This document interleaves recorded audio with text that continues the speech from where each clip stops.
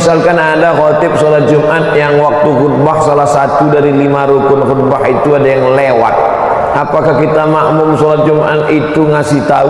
Ya, antum yang sedang itu khotib di atas mimbar kasih tahu, Pak Khotib itu lupa sholawat tadi. Apakah batal khutbah Jumat? Tapi katanya idza sa'idal khatibu 'alal mimbar, kalau khatib sudah naik mimbar, fala yatakallamanna ahadukum, janganlah kamu bicara. Wa may yatakallam faqad lagha, siapa yang bicara maka sia-sia. Wa man lagha fala jum'atalah, siapa yang sia-sia maka tiada Jumatlah baginya. Bagaimana itu Pak Ustaz?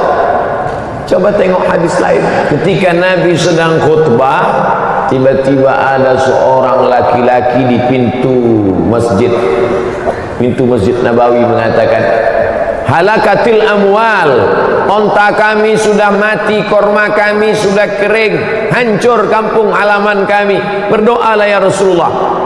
Nabi tak marah, Nabi tak katakan diam. Langsung Nabi mengangkat tangan, itulah istisqa, minta hujan saat dalam khutbah Jumat.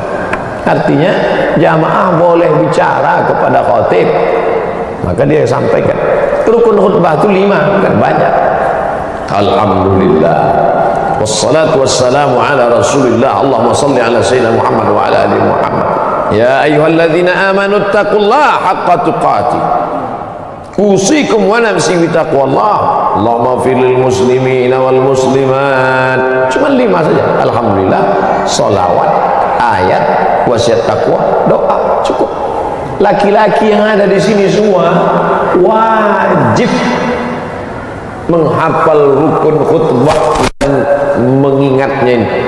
Mana tahu nanti antum dalam suatu daerah anak-anak muda KKN sampai di situ pengumuman dari masjid, hari ini kita tidak ada sholat Jumat karena khotibnya baru meninggal.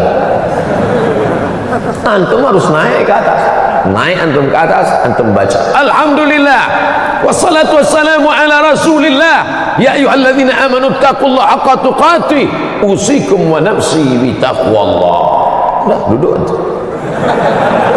Habis itu naik lagi ke atas, alhamdulillah wassalatu wassalamu ala rasulillah Allahumma salli ala sayyidina Muhammad ya ayyuhalladzina amanu taqullaha usikum wa nafsi bitaqwallah Allahumma fil muslimina wal muslimat innallaha ya'muru bil. Kalau enggak hafal udah diam, udah turun, selesai sholat Jumat. Habis sholat Jumat semua komplain, pendek kali khutbahnya gitu. Syukur aku bisa, kalian tak bisa lagi. Penting 5 rukun sudah tercapai.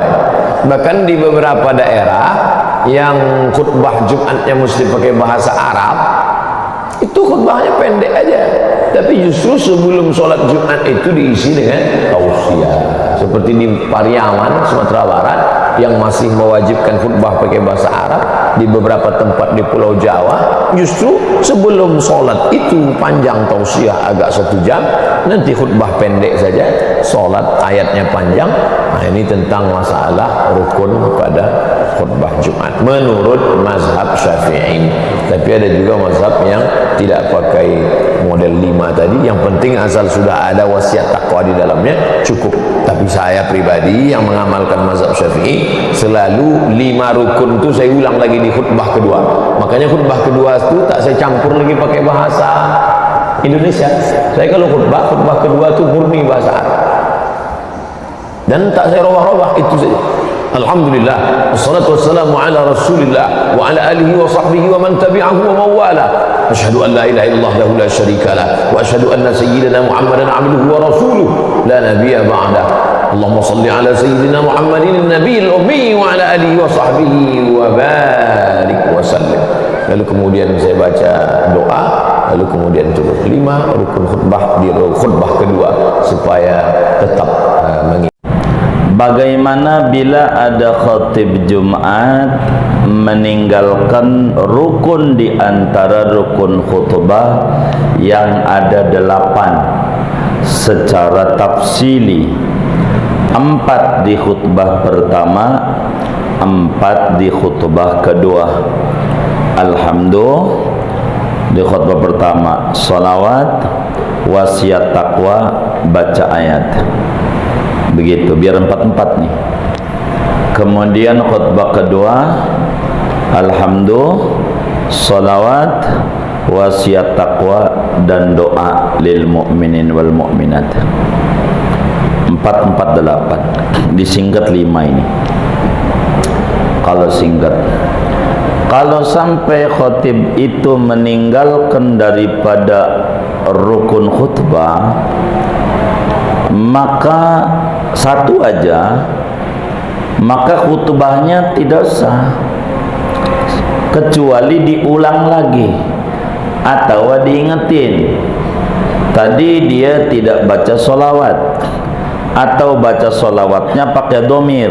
Pakai domir tuh begini, nanti di Fathul Muin akan dipaparin. Asyhadu an la ilaha illallah wa syarikalah wa asyhadu anna Muhammadan abduhu wa rasuluh sallallahu alaihi wasallam. Tu alaihi domir ke Muhammad. Ndak jadi kalau cuman begitu doang. Tar keterangan panjang. Moga cukup waktu, umur kita panjang, sehat, ketemu di majelis, ketemu di Fathul Muin, dalil panjangnya.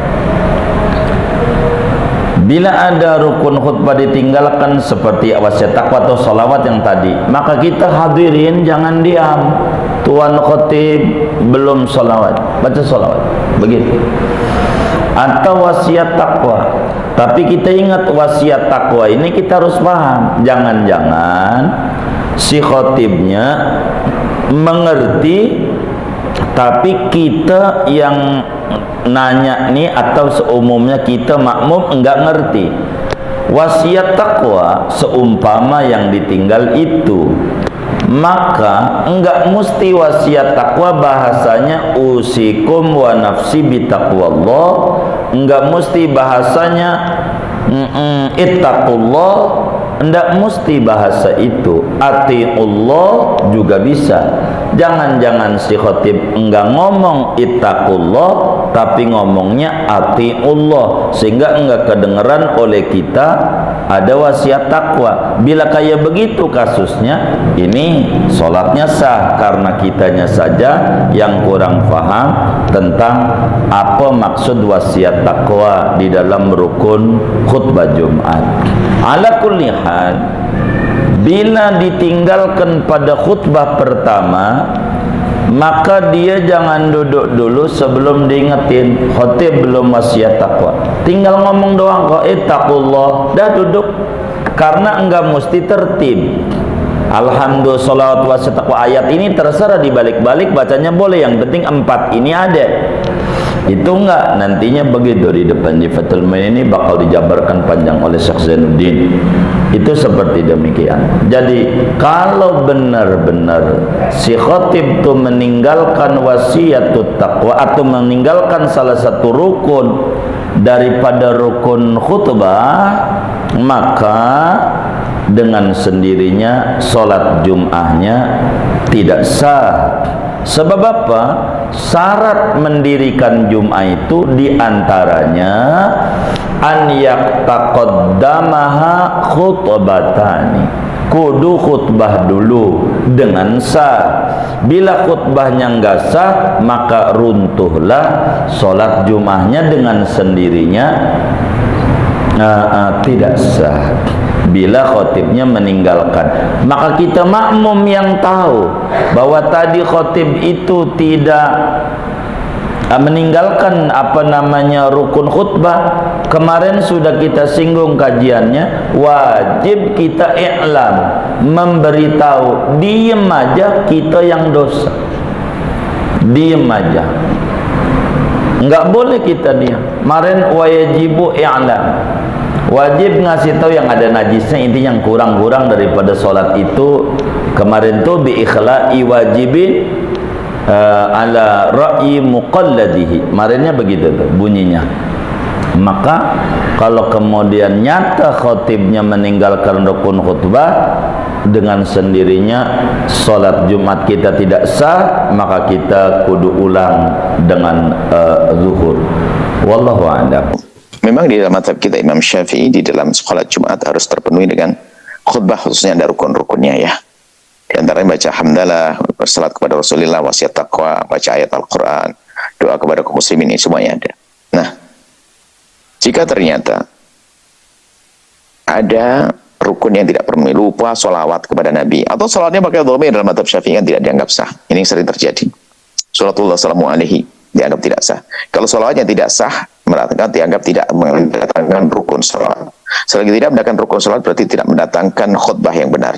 Kalau selagi khutbah yang tidak benar berarti Jumatnya tidak benar. Kan begitu kok yang kita dengar selama ini. Dan itu tidak salah pemahaman yang semacam ini. Cuman ilmu itu nggak bisa begini saja. Ada di sana dikatakan para ulama. Ulama mengatakan urusan orang awam. Mungkin Anda akan sampaikan, Anda para ustadz hendaknya waspada, hati-hati tentang masalah khutbah Jumat. Sebab tidak semua orang bisa mudah diajak faham. Maka Anda kalau bisa jadi khotib jangan salah. Rukun di khutbah itu harus Anda penuhi.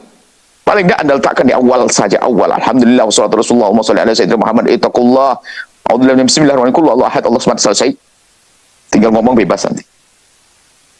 Ayatnya pun ditaruh di awal juga boleh. Yang penting rukun didahulukan, jangan tidak. Sebisa mungkin. Biarpun Anda misalnya sudah ngerti madhab lain, hai hamba Allah. Ustadznya ada ustadz sok. Tentang ustadz. Itu akhirnya apa? Khutbah nggak pakai menuhi syarat madhab Syafi'i. Alasannya madhab lain tidak mengatakan harus pakai 5 rukun. Seperti madhab Hanafi yang penting adalah sebagai tausiah, nasihat sudah sah kok. Nggak usah begitu. Anda madhab Syafi'i sebisa mungkin Anda menjalankan 5 rukun, 5 ini. 5 rukun khutbah ini. Harus terpenuhi 5 ini. Wajib Anda sebagai seorang. Jangan bikin gelisah orang. Nah, seperti itu. Cuma namanya manusia kadang terlena di saat khutbah begitu mungkin lupa ada satu rukunnya. Terlupakan. Nah ini, terlupakan. Lalu bagaimana sikap kita? Ya kan? Kalau memang kita mungkin yang di bawah kita sebagai jamaah kita mengingatkan. Kalau mengingatkan itu mungkin pakai surat kecil ingatkan supaya tetap sah. Cuman kadang-kadang imamnya nggak paham, dikasih surat dipegangi terus nggak ngerti. Padahal hanya misalnya kami lagi khutbah begini, lalu ada jamaah mengingatkan, ya sholawatnya belum. Saya tinggal mengatakan Allahumma sholli ala sayyidina di tengah-tengah khutbah juga sah. Cuman kalau saya bodoh, mungkin saya apaan, apalagi dengan kesombongan. Sudah kok, ya ada orang dengar. Menurut kita sudah, mungkin menurut orang tidak. Kenapa? Mungkin saya sudah hanya di angan-angan, tapi saya ucapkan. Jadi mungkin sekali saya itu tidak sempurna rukunnya. Makanya kami sampaikan kepada para imam, di saat ada mencoba meritisi di tengah-tengah khutbah, segera tanggap. Kenapa? Dia mendengar, mereka mendengar. Kita tuh ngomong, kadang nggak sadar.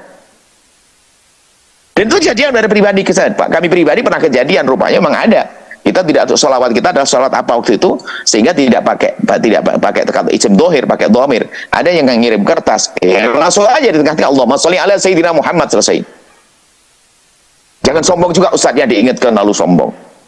Nah, kemudian jika ternyata sampai akhir pun tidak ada mengingatkannya sampai selesai, lalu bagaimana sholatnya? Anda sebagai jamaah tidak bisa mengingatkannya. Mengulang khutbah bikin masalah.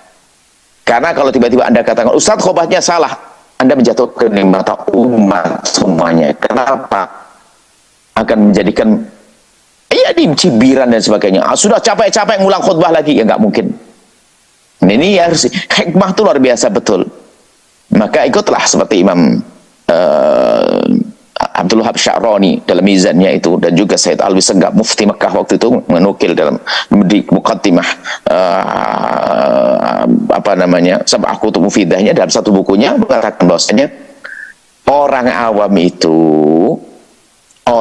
itu kalau memang ternyata ada satu amalan yang waktu itu adalah salah dan sudah selesai amalannya, jangan sampai disibukkan mereka dengan mengulang, ya, karena bagi mereka menjadi ibadah berat. Ya, sudahlah diikutkan madhab lain. Ini bukan main madhab, karena untuk menyelamatkan mereka. Jadi maksud kami, untuk Anda yang punya ilmu, bolehlah Anda ikhtiar mengulang. Anda boleh mengulang Jumatan dengan duhur. Dan tentunya tidak perlu Anda rame-rame, takut orang-orang menganggap, oh ustadznya bahlul, ustadznya nggak ngerti. Itu juga Anda merusak hati. Dan ini pernah kejadian juga di sebuah kota, karena mungkin ada permusuhan sama ustadz, bukan mengingatkan, malah dibahas. Ini toh khutbah tadi nggak sah, Jumat kalian semuanya tidak sah. Ini kan ngadu domba, sehingga mengajarkan kebencian pada ustadz. Dan kami diundang waktu itu untuk menyelesaikan permasalahan ini. ada kebencian, ada dengki di antara ustadz. Jadi ustadz yang di bawah ini karena menemukan kesalahan khotibnya, wah seneng nih, ini akan saya bongkar nanti. Ini nggak sah khotbahnya, rukunnya tidak terpenuhi. Nah ini. Nah kemudian kalau memang sudah terjadi dalam madhab lain seperti madhab Imam Abu Hanifah, kemudian kita ikutkan mereka dengan madhab khutbahnya saja, nggak usah pakai meniru rukun-rukunnya, sudah dianggap sah, nggak usah pakai ngulang. Adapun Anda pribadi, Anda boleh ngulang tanpa harus Anda mengajak orang lain. Anda jangan seksa orang. Sholat Jumat saja sudah alhamdulillah. Bagaimana Anda harus ngulang lagi? Ngulangnya 4 lagi. Ikhtiyat pakai zuhur. Ikhtiyat pakai zuhur 4. Wah ini. Kalau untuk Anda sebagai ustadz, Anda sah, boleh. Tapi jangan seksa orang lain, ya Allah. Jangan seksa orang lain. Ini saya yang diikutkan mazhab lain mengatakan demikian. Karena ini kasusnya kasus sudah terjadi. Bukan ke depannya harus begitu. Enggak. Dan di sisi lain kalau Anda mengundang khotib pun harus hati-hati. Ada khotib pandainya ceramah saja, tidak memperhatikan sisi ini sehingga rukun-rukun tidak terpenuhi. Dan kami himbau kepada khotib pun harus, sehingga para masyayikh itu menyusun khutbah. Ini sudah menyusun kerangka khutbah bahasa Arabnya, isinya bebas nanti.